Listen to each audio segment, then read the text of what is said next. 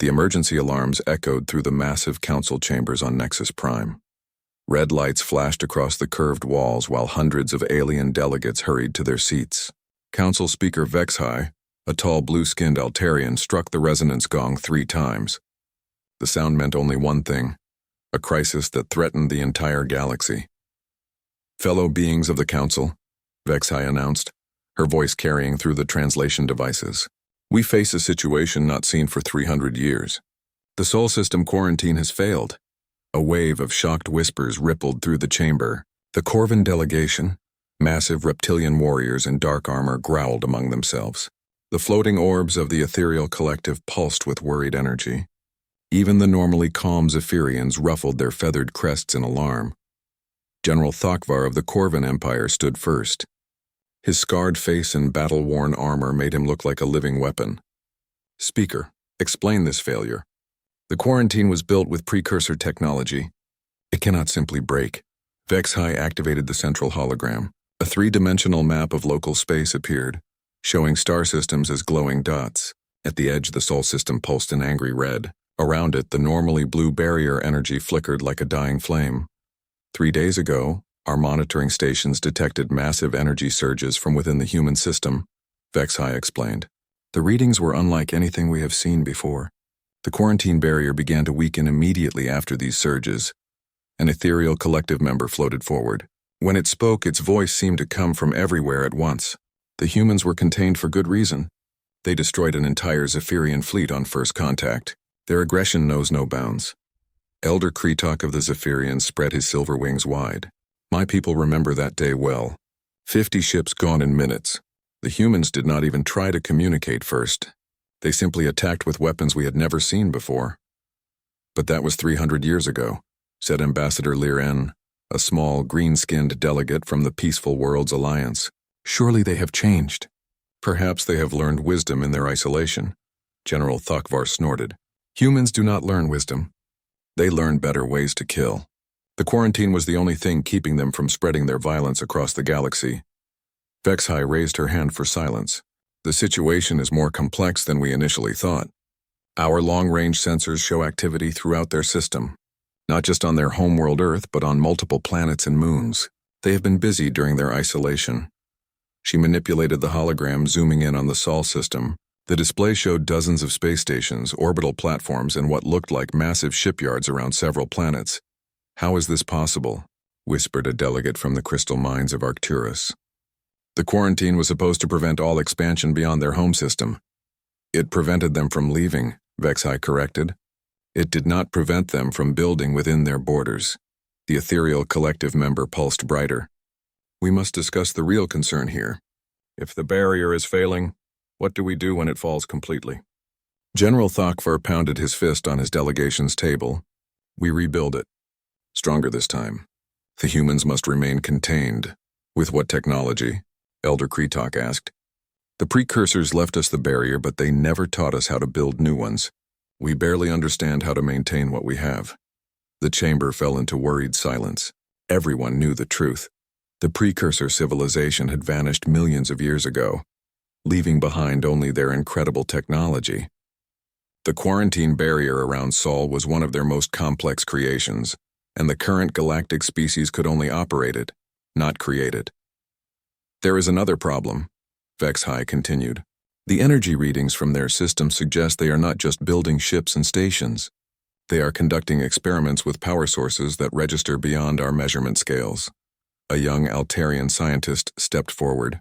"Speaker, I have analyzed the data. The energy signatures match theoretical models for matter-antimatter reactions, but at a scale we thought impossible. If humans have truly mastered such technology, they could power weapons capable of destroying entire star systems." General Thokvar finished grimly. The chamber erupted in fearful chatter. Species that had never agreed on anything suddenly found common ground in their terror of human capabilities. "Silence," Vexhai commanded. "Fear will not solve this crisis. We must think clearly." Ambassador Liren stood again. "Perhaps we should consider peaceful contact. Send a diplomatic mission. 3 centuries of isolation might have changed them, or made them more dangerous," General Thokvar growled. "Humans trapped in one system with nothing to do but build weapons and plan revenge. "The Corvin speaks wisdom," said Elder Kreetok. "My ancestors thought humans would be reasonable too. They paid for that mistake with their lives." An ancient member of the Stone Lords of Rigel spoke for the first time in the session. His voice was like grinding mountains. The quarantine was not just to protect us from humans. It was to protect humans from themselves. Some species are too dangerous to be free. But the barrier is failing whether we like it or not, Vexai pointed out. Our technical teams report complete system collapse within days, possibly hours. The ethereal collective member floated to the center of the chamber. Then we must prepare for war. Alert all fleet commands. Position defensive forces around critical systems. If humans emerge with hostile intent, we must be ready. And if they have truly advanced beyond our capabilities? Ambassador Liren asked quietly. The question hung in the air like a poison cloud. Everyone understood what she meant. If humans had spent 3 centuries advancing their already formidable technology, the current galactic powers might not be able to stop them. General Thokvar drew himself to his full height. Then we fight anyway. Better to die free than live as human slaves. Or we could try to understand them, Liren insisted. Maybe find common ground. Common ground? Elder Kreetok's feathers flattened against his head. They understand only violence. It is their nature. Vexai watched the arguing delegates with growing concern. The council was fracturing along old lines. The military powers wanting to fight, the peaceful species hoping for diplomacy, and the ancient races preparing for the worst. The debate must end, she announced. The barrier will fail regardless of our discussions. We need a plan for when humans emerge. The chamber's lights suddenly dimmed. Emergency power kicked in as the building systems redirected energy to the shields. Through the massive windows, delegates could see the defense fleet moving into position around Nexus Prime. "It may be too late for plans," whispered the monitoring station commander through the communication system. "We are detecting ships moving toward the barrier's edge. Large ships, more advanced than anything in our databases." Vexai felt her heart skip a beat. Both of them. How long until they reach the barrier? At current speed. 6 hours. The chamber fell into absolute silence. 300 years of security were about to end. Humanity was coming and the galaxy was not ready. "May the precursors protect us all," Vexai whispered, speaking for every being in the chamber. Outside, the human ships continued their approach, growing larger on the sensors with each passing moment. The monitoring station's alarm screamed across every frequency. Captain Zorik of the Third Fleet pressed his scaled hands against the command console, watching the impossible happen before his eyes. The quarantine barrier around Sol simply stopped. The energy field that had contained humanity for 3 centuries flickered once, twice, then vanished completely. Where there had been an impenetrable wall of precursor technology, now there was only empty space. "Sir," his communications officer called out, her voice shaking. "We are detecting movement. Multiple contacts emerging from the Sol system." "How many ships?" Zorik demanded. I cannot tell, sir. The sensor readings are confused. The ships seem to be using some kind of stealth technology." Zorik activated the long-range scanners himself. What he saw made his blood run cold. The human vessels were not like the primitive craft in the Council's 300-year-old records. These ships were sleek, dark, and moved with a grace that seemed to mock the laws of physics. "Get me a visual," he ordered. The main screen flickered to life, showing space near the former barrier. For a moment there was nothing. Then, like ghosts becoming solid, human ships appeared. They materialized out of empty space as if they had been invisible. "Cloaking technology," breathed the sensor operator. But how? The theoretical power requirements would be enormous. The human ships were beautiful in a terrifying way. Their hulls were smooth black metal that seemed to absorb light rather than reflect it. They moved without visible engines, gliding through space like sea creatures through water. And they were huge. Each vessel was easily twice the size of the largest Council warship. "Sir, incoming transmission," the communications officer announced. "It is from the human fleet." "On screen," Zorik said, trying to keep his voice steady. The face that appeared made everyone on the bridge step backward. It was human, but not like the savage warriors from the old records. This was a woman, perhaps 40 Earth years old, with short dark hair and calm, intelligent eyes. She wore a simple blue uniform with no visible weapons or armor. "Greetings," she said in perfect galactic standard. Her accent was flawless, better than many native speakers. I am Ambassador Sarah Chen of the United Earth Government. We request permission to approach your station for diplomatic discussions. Zorak stared at the screen. How did she know their language so perfectly? How did she even know they were there? Ambassador Chen, he said carefully. I am Captain Zorak of the Galactic Council Monitoring Station. You are emerging from a restricted zone. Please state your intentions. Sarah Chen smiled. It was not a threatening expression, but somehow it made Zorak more nervous than any weapon might have. Our intentions are peaceful contact with the Galactic Council, she replied. We have been waiting patiently for this day for quite some time. Waiting? Zorak repeated. You were quarantined. How could you be waiting? Captain, may I be direct? The quarantine barrier was designed to keep us in, not to keep information out. We have been watching, listening, and learning about the galaxy for 3 centuries. We know about the Corvan expansion into the Vega sector. We know about the Zephyrian trade disputes with the crystal mines. We even know about the Council's ongoing problems with the pirates in the Outer Rim. The bridge fell silent. This information should have been impossible for humans to obtain. The barrier was supposed to block all communication. How? Zorak whispered. Your barrier technology was impressive, Chen admitted, but not perfect. Energy fields that complex create tiny gaps, microscopic tears that last only nanoseconds. We learned to exploit those gaps. We have been receiving your communications for almost 200 years. The implications hit Zorak like a physical blow. If humans had been listening to Council communications, they knew everything. Military positions, political tensions, technological developments, trade routes, all of it. You have been spying on us, he said. We prefer to think of it as research, Chen replied calmly. We wanted to understand our neighbors before we met them properly. Neighbors? The communications officer could not help but speak. You destroyed an entire fleet on first contact. Chen's expression became sad. Yes, the Zephyrian incident. A tragic misunderstanding that we deeply regret. In our defense, 50 warships approaching our colonies without warning looked like an invasion force. We reacted as any species would when their children were threatened. You attacked without trying to communicate. Captain, Chen said gently, we did try to communicate.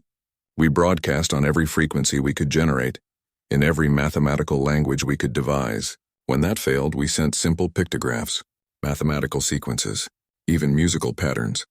The Zephyrian fleet responded to none of it. They continued their approach in attack formation. What would your people have done? Zorak found himself without an answer. He had read the old reports. The Zephyrian fleet had indeed ignored multiple human communication attempts, dismissing them as primitive noise.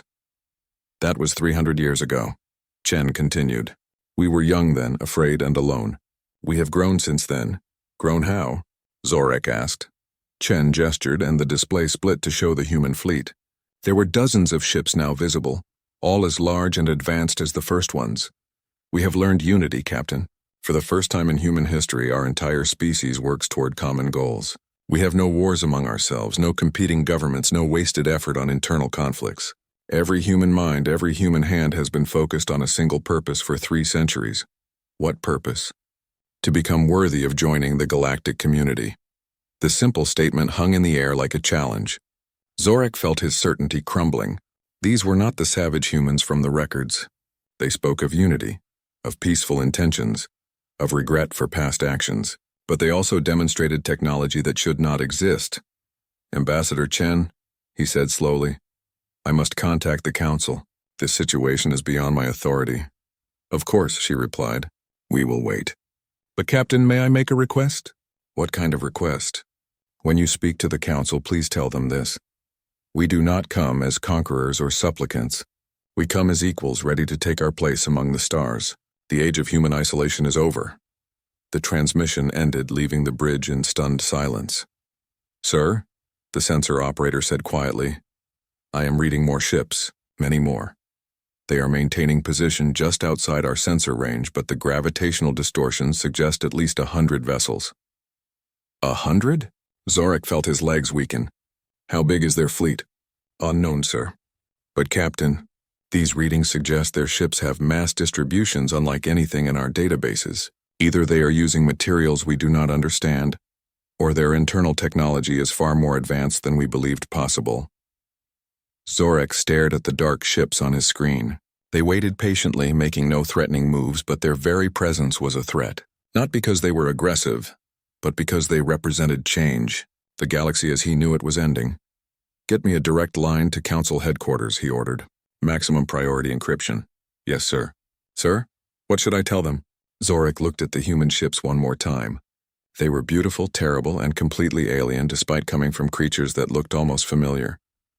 "Tell them the humans have returned," he said, "and they are not what we expected." Outside, the human fleet continued to wait, patient as teachers with difficult students. The emergency council session had been going for 6 hours. General Thokvar paced behind his delegation's table like a caged predator, his heavy footsteps echoing through the chamber. The human fleet had been waiting outside the monitoring station for 2 days, and the council could not agree on what to do. "We must re-establish the quarantine immediately," Thokvar declared for the 20th time, before they spread throughout the galaxy like a plague. Elder Kretok ruffled his feathers in agreement. "The Corvin speaks truth. Humans are too dangerous to roam free." "But how?" asked Ambassador Lirin. "We do not have the technology to rebuild a precursor barrier." "Then we use conventional containment," Thokvar replied. "We surround their system with fleets. We blockade them until we can find another solution." The ethereal collective member pulsed with agitation. "You would start a war based on 300-year-old fears?" "I would prevent a war by stopping them now while we still can." Council Speaker Vexhai struck the resonance gong. "Enough debate. Ambassador Chen has requested to address the council directly. We will hear what the humans have to say." "No!" Thokvar slammed his fist down. "We do not negotiate with contained threats. We decide their fate, not the reverse."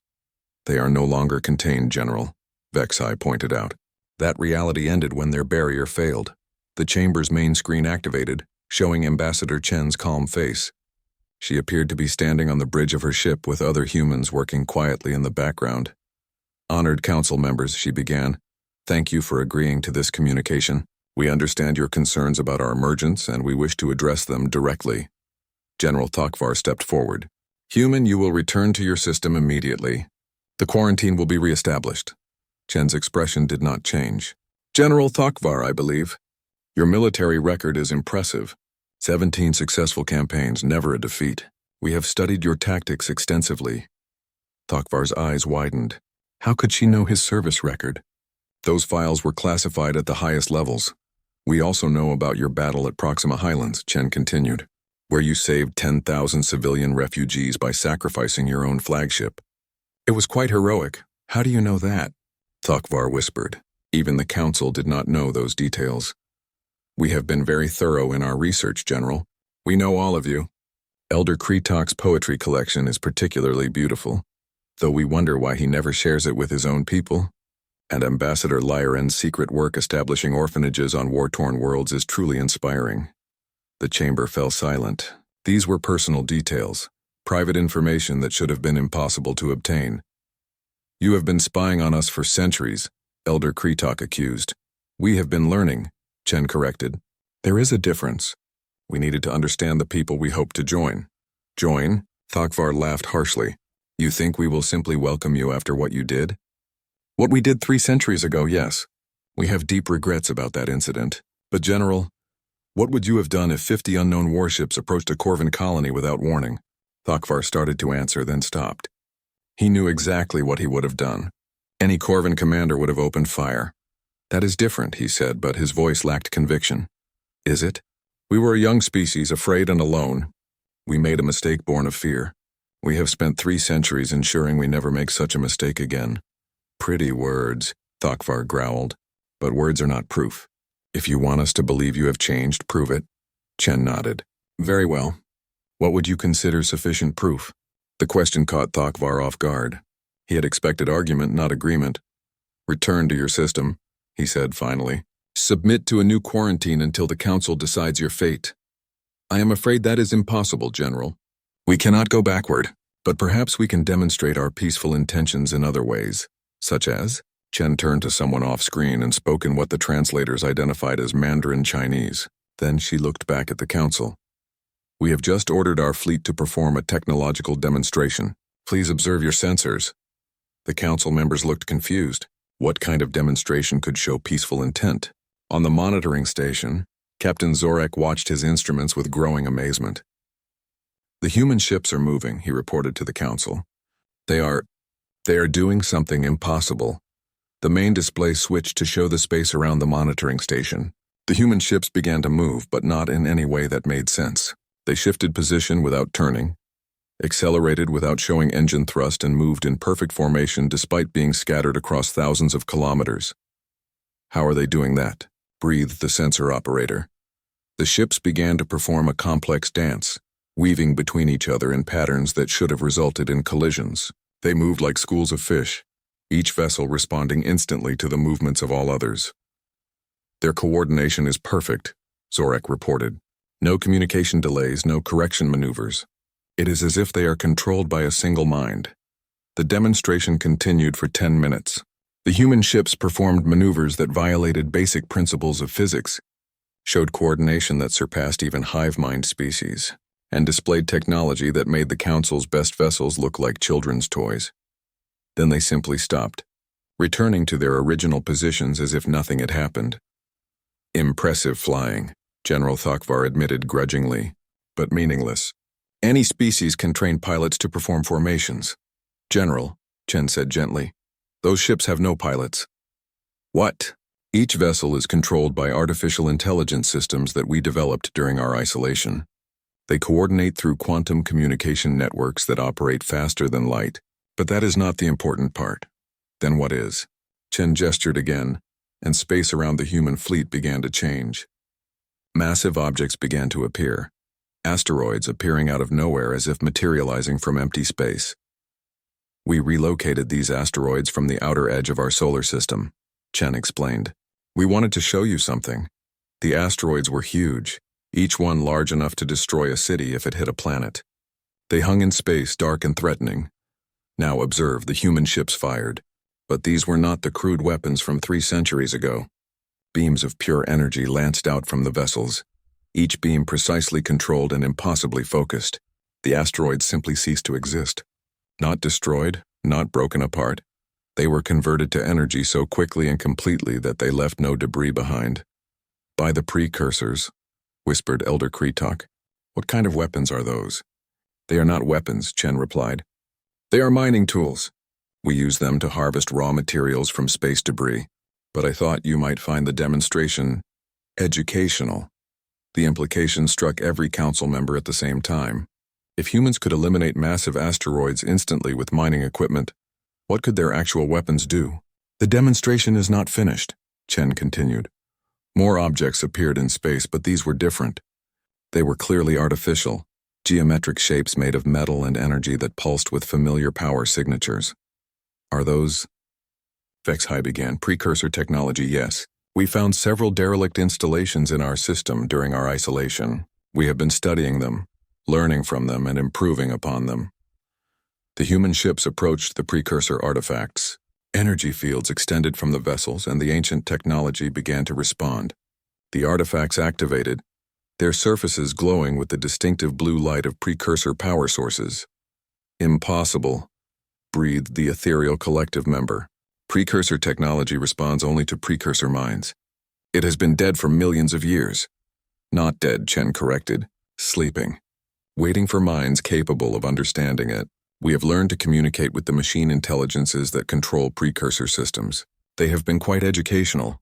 The artifacts began to change shape, flowing like liquid metal into new configurations. Under human direction, they transformed into structures that the Council had never seen before. What are you showing us? Vexhai asked, her voice barely a whisper. That we are not the same species you quarantined 3 centuries ago, Chen replied. We have grown beyond your worst fears and your greatest hopes. We have mastered technologies that your civilizations have struggled with for millennia. We have unified our entire species under a single purpose, and we have learned to work with the very forces that created this galaxy.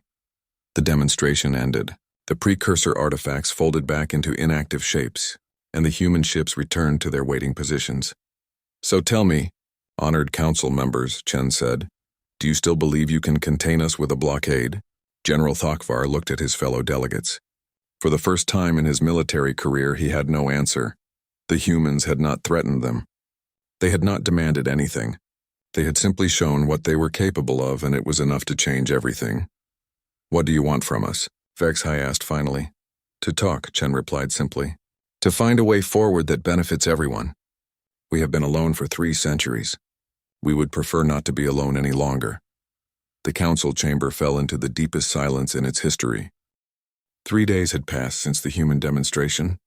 The council chambers buzzed with nervous energy as delegates huddled in small groups whispering about impossible technologies and the future of galactic civilization.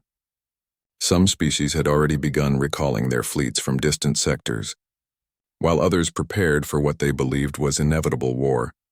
Ambassador Sarah Chen materialized in the center of the chamber without warning. Not through any door or transport pad, but simply appearing as if she had stepped through solid air. The quantum displacement technology sent ripples of fear through the assembled delegates. "Honored council members," she said, as calm as if she had walked in normally. "Thank you for granting us this formal audience." General Thakvar had positioned his guards around the chamber, but now he waved them back. "If humans could appear anywhere at will, weapons seemed pointless. How did you do that?" he demanded. "Quantum tunneling on a macro scale," Chen replied. "We perfected the technique about 50 years ago. It makes travel much more convenient." Council Speaker Vexhai stood at her podium, trying to maintain some semblance of normal procedure. "Ambassador Chen, you have requested this session to present formal terms to the council. Please proceed." Chen nodded and gestured. A holographic display appeared in the air above her, not projected from any device but seemingly generated from nothing. It showed a detailed map of the galaxy with various sectors highlighted in different colors. "Honored delegates, we come before you today not as supplicants or conquerors, but as neighbors seeking formal recognition. We propose full membership in the Galactic Council, with all rights and responsibilities that such membership entails." "Impossible," Elder Kretok squawked immediately. "You were quarantined for good reason. You cannot simply demand membership." "We are not demanding anything," Chen replied patiently. "We are proposing a mutually beneficial arrangement. But first, let me address the elephant in the room."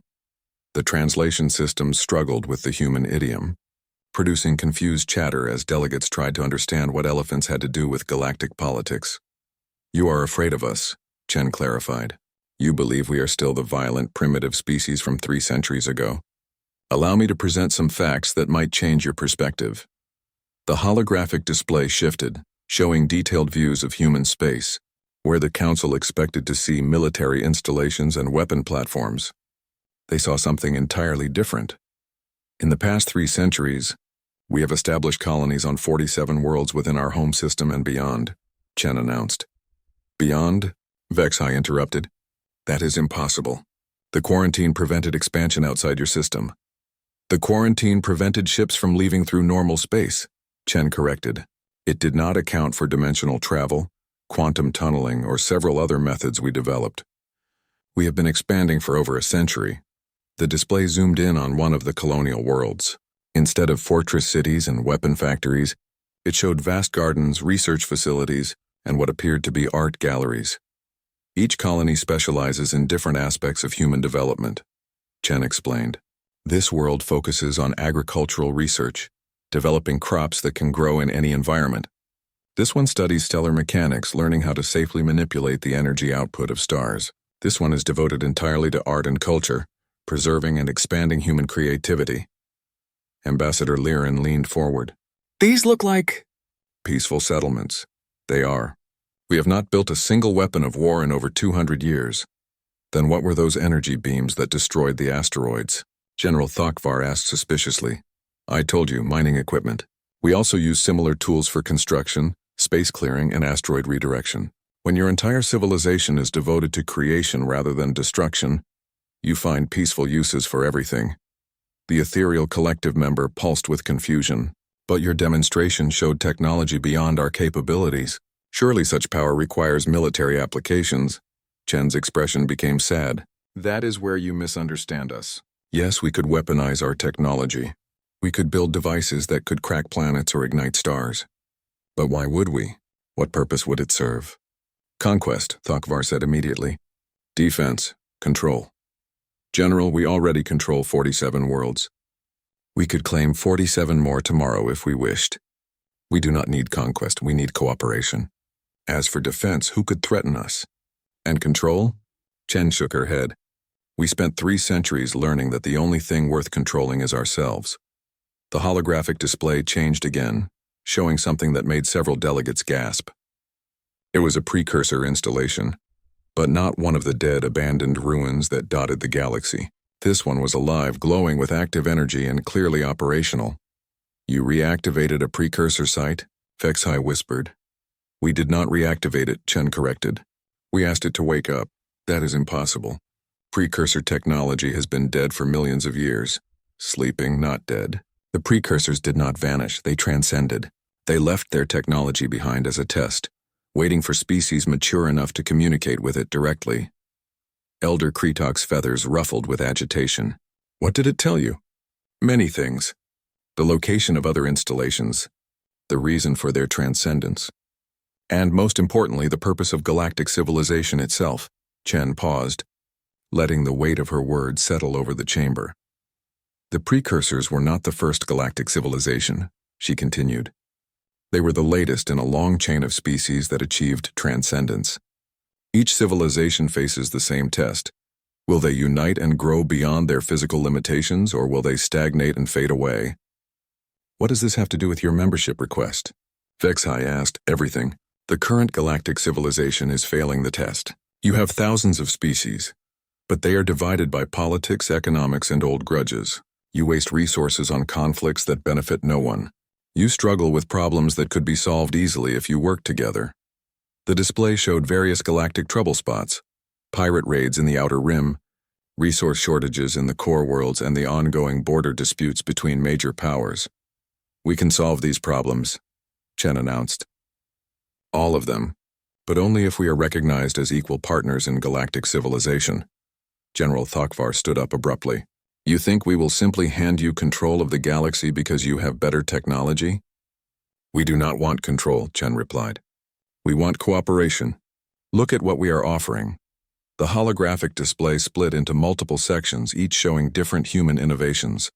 Unlimited energy generation through controlled stellar manipulation. Faster-than-light communication that works across galactic distances. Medical technology that can cure any disease and extend lifespan indefinitely. Transportation systems that eliminate the need for trade routes. And most importantly, governmental systems that actually work. Governmental systems? Ambassador Liren asked. We unified our entire species under a single planetary government, Chen explained. Not through conquest or coercion, but through voluntary cooperation. Every human has a voice. Every decision is made for the benefit of all, and every action serves the common good. It took us 2 centuries to perfect, but it works. The delegates looked around at each other nervously. The idea of true unity seemed impossible to species that had spent millennia fighting over territory and resources. You ask us to trust you with our future, Vexhai said slowly. We ask you to trust yourselves with your future, Chen corrected. We are offering tools and knowledge, not dominion. What you do with them is your choice. And if we refuse? Thokvar asked. Chen was quiet for a long moment. When she spoke, her voice was gentle but firm. Then we will establish our own galactic community. We have already made contact with several species outside Council space. Younger civilizations eager for the knowledge we can share. They are very interested in our offers of cooperation. The implications hit the Council like a physical blow. If humans established a rival galactic organization with superior technology, the current Council would become irrelevant within generations. You are threatening us, Elder Kretok accused. We are offering you a choice, Chen replied. Join us in building something better, or watch as we build it without you. The galaxy is vast enough for multiple civilizations, but history shows that advanced societies tend to attract followers. She gestured, and the holographic display showed star charts with dozens of previously unknown species marked in human space. These civilizations have already expressed interest in joining a human-led galactic community. They see what we have accomplished and want to be part of it. The question is whether the established powers of this galaxy will adapt or be left behind. The chamber fell into stunned silence. Ambassador Chen had not threatened war or conquest. She had offered something far more terrifying: obsolescence. We will need time to consider your proposal, Vexhai said finally. Of course, Chen replied. But please do not take too long. History waits for no one, and the galaxy has been stagnant for far too long already. She began to fade from view, the quantum displacement technology preparing to return her to her ship. We will be waiting for your decision, she said as she disappeared. We hope it will be the right one. The council chamber remained silent for a full 6 months had passed since the vote. The council chamber looked the same, but everything else had changed beyond recognition. Where once there had been empty seats for species that rarely attended, now every position was filled. The gallery was packed with observers from civilizations that had never been invited before. Council Speaker HFY stood at her podium, but she was no longer the most important person in the room. That distinction belonged to Ambassador Sarah Chen, who sat in the newly created seat marked United Earth Government, a seat that somehow had become the center around which all other discussions revolved. The vote had been closer than anyone expected. The military powers had opposed human membership almost unanimously, while the peaceful species had supported it. The deciding factor had been the ancient races, the ethereal collective, the stone lords of Rigel, and the crystal mines of Arcturus.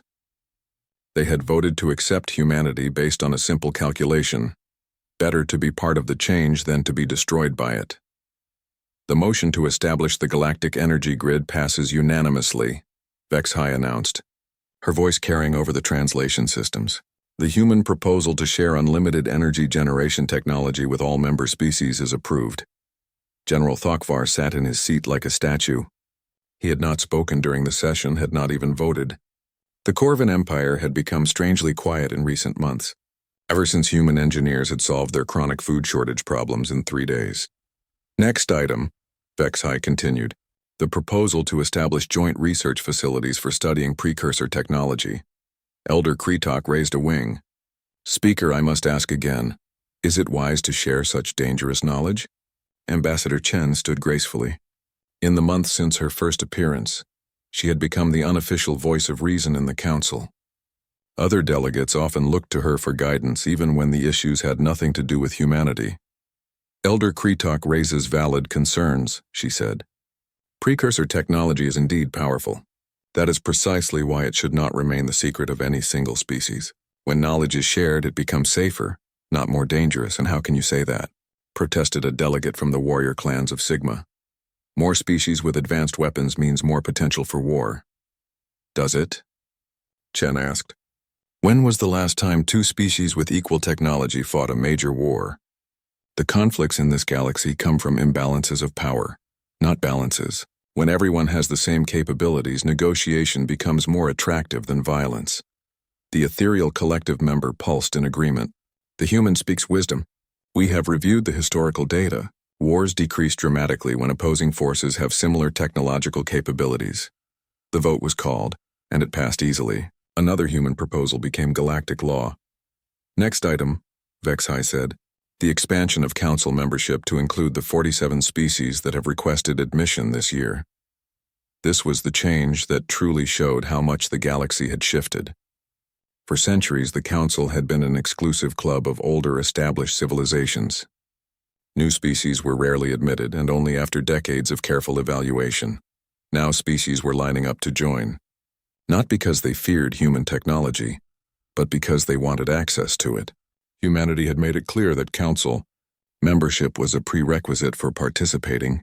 In their various cooperation programs, some of these species have barely achieved interstellar flight, complained a delegate from the Trade Federation. They are not ready for council membership. Neither were we when we first joined, Ambassador Chen pointed out. The council's purpose should be to help species grow, not to exclude them until they no longer need help. But the administrative burden, the Trade Federation delegate began, will be handled by volunteer species, Chen interrupted. Humanity has offered to sponsor and mentor any new members for their first decade of membership. We will handle the paperwork, provide the training, and ensure they understand their responsibilities. General Thokvar finally spoke. You are remaking the council in your own image. No, General. We are helping the council become what it always should have been, a true representative body for galactic civilization. The expansion passed by an overwhelming margin. 47 new species would join the council, nearly doubling its size. After the session ended, delegates filed out in small groups, discussing the changes that seemed to happen faster every day. Elder Kretok approached Chen as she gathered her materials. "Ambassador, may I speak freely?" "Of course, Elder, you always may. When your species first emerged from quarantine, we feared you would conquer us through force. Instead, you are conquering us through generosity. Is this not simply a more subtle form of domination?" Chen considered the question seriously. "Elder, let me ask you something. Is your species better off now than it was 6 months ago?" Kretok ruffled his feathers. "Undeniably, yes. Our people live longer, our colonies are more prosperous, and our young ones learn in schools that teach wonders we never imagined. And do you feel dominated? Controlled? Oppressed?" "No," Kretok admitted. "If anything, we feel more free than ever before. Our old problems have been solved, leaving us time to pursue things we never had time for. Art, philosophy, exploration. That is not conquest, Elder. That is cooperation. True conquest leaves the conquered worse off than before. What we offer makes everyone better. But you gain power from our gratitude. We gain partners from your success. Elder, humanity learned something during our isolation. Power over others is meaningless compared to power shared with others. When we help you become stronger, we become stronger too." Kretok was quiet for a moment. "The galaxy will never be the same." "I hope not," Chen replied. "The old galaxy was full of unnecessary suffering. We can do better." General Thokvar had been listening from nearby. He approached them both, his expression unreadable. "Human," he said to Chen, "I have a question." "Yes, General. What happens when you have given us all your technology? When every species has achieved your level of advancement? What purpose will humanity serve then?" Chen smiled. "The same purpose we serve now, General. We will keep learning, keep growing, keep reaching for the next level of understanding. The precursors told us something important. Transcendence is not a destination, it is a journey. There is always more to discover, always new challenges to face, always greater heights to reach. And if some species choose not to keep up with that growth, then they will be left behind, just as civilizations have always been left behind by history. But that will be their choice, not our doing." Thokvar nodded slowly. "You terrify me, human. Not because of your weapons or your technology, but because of your certainty. You believe you are leading us to a better future?" "I believe we are creating a better future together," Chen corrected. "The key word is together, General. We cannot build paradise alone, and we will not try." A younger Corvan officer approached and whispered something to Thokvar. The general's expression changed to one of surprise. "What is it?" Chen asked. "Reports from the Outer Rim," Thokvar said slowly. "The pirate activity that has plagued those sectors for decades. It has simply stopped." "Stopped how?" "The pirates are requesting to join the council as a legitimate government. They claim human advisors have shown them more profitable ways to use their ships and skills." Chen's smile became wider. "Trader protectors instead of raiders. It is amazing what people will do when you give them better options." "You even turned the pirates?" Elder Kretok asked in amazement. "We talked to them. It turns out most pirates are just people trapped in bad situations with no good alternatives. Give them good alternatives and they make better choices."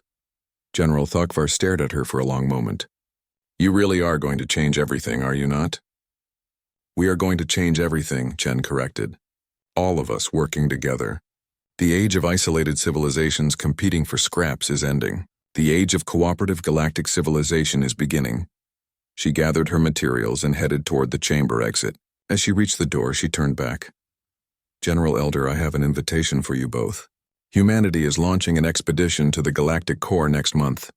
We have located what the precursors called the heart of all things, apparently the key to understanding galactic transcendence. Would you like to come along?" Thokvar and Kretok looked at each other, then back at Chen. "An expedition to the galactic core?" Kretok whispered. "That region has been forbidden for millions of years. Nothing that goes there ever returns." "Nothing has ever gone there with precursor guidance," Chen replied. "We think it is time to discover what our predecessors were so eager for us to find." Without waiting for an answer, she disappeared through the quantum displacement effect that had become her trademark exit. Elder Kretok and General Thokvar stood in the empty chamber, looking out through the great windows at the stars beyond. The galaxy has new teachers, Kritok said finally. And we have become students again, Thokvar replied. Outside, human ships moved between the stars, carrying alien diplomats to worlds they had never dreamed of visiting, while alien engineers worked alongside human scientists on projects that would reshape the very foundations of reality. The quarantine was truly over,